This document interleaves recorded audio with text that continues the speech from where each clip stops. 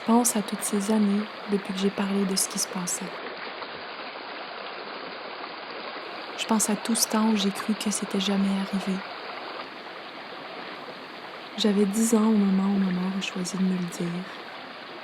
Au téléphone, dans le salon d'une de mes familles d'accueil. Seule, au milieu des autres enfants, j'ai ressenti la honte. Debout dans le silence parce que tout le monde savait, mais personne ne voulait en parler.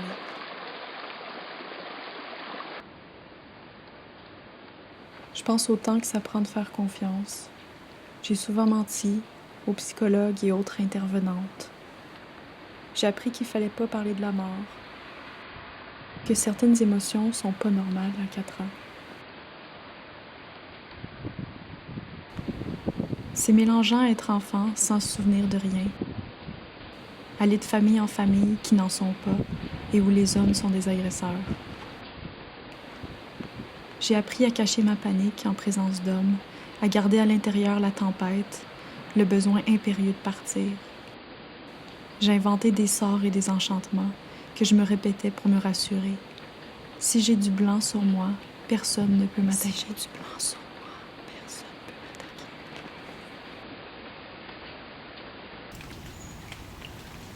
J'ai appris à observer, à reconnaître les signes d'un changement d'humeur, de l'arrivée de la colère.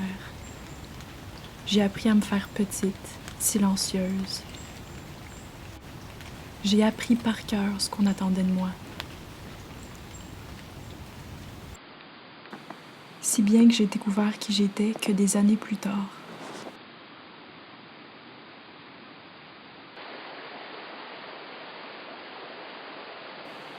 J'en suis encore à me construire avec les morceaux que je choisis.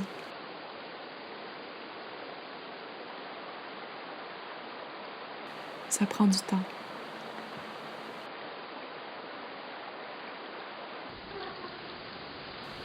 J'ai 32 ans et je commence à être capable d'en parler.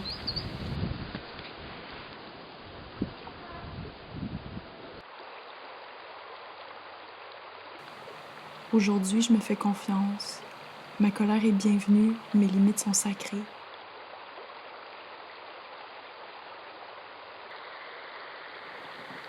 J'arrive à m'entendre, à m'écouter. C'est encore difficile de laisser entrer les autres.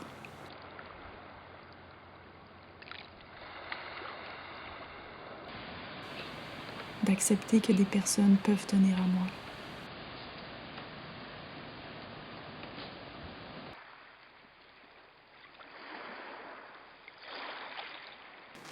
Cette année, j'ai beaucoup pensé au temps que ça me prend, d'être vulnérable et bien.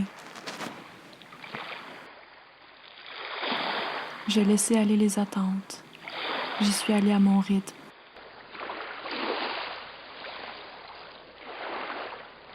Tranquillement.